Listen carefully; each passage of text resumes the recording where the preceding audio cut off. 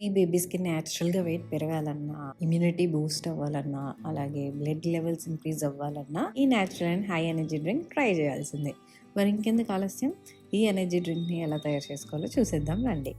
ముందుగా ఒక బౌల్‌లోకి ఒక 15-20 దాకా ఎండు ఖర్జూరాలు ఉంటాయి కదండీ! ఎండు ఖర్జూరాలు నైట్ మొత్తం కూడా మంచి వాటర్‌లో సోక్ చేసుకోవాలి. ఇలా సోక్ చేసుకున్నాక ఈ వాటర్‌ని అన్నిటిని కూడా పక్కకి తీసి పెట్టుకొని, ఈ డేట్స్‌లోని సీడ్స్‌ని అలాగే పైన ఉన్న హార్ట్ టిప్‌ని ఈ 2 తీసేసి మిక్సీ జార్‌లోకి వేసుకుందాం.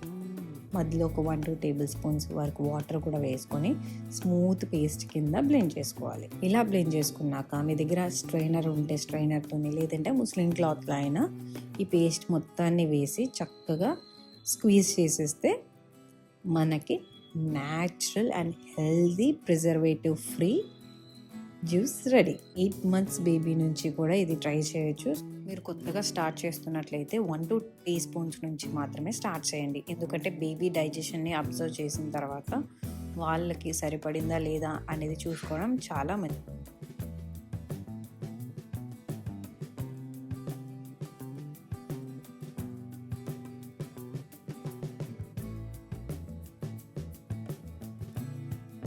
సో సేమ్ క్వాంటిటీస్లో ఇవ్వడం వల్ల ఏంటంటే బేబీస్కి హీమోగ్లోబిన్ పెరుగుతుంది, అలాగే ఇమ్యూనిటీ కూడా చాలా అంటే చాలా బూస్ట్ అవుతుంది. సో ఈ డ్రై డేట్స్ జ్యూస్ అనేది పిల్లలకి ఎంతో అంటే ఎంతో మేలు చేస్తుందండి. వన్స్ ఇన్ ఏ వైల్ ఇవ్వడం చాలా ఉత్తమం.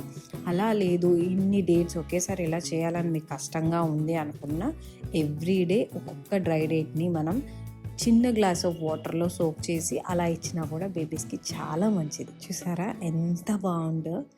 ఈ నేచురల్ ఫుడ్ అనేది ఎప్పుడు ది బెస్ట్ చాయిస్.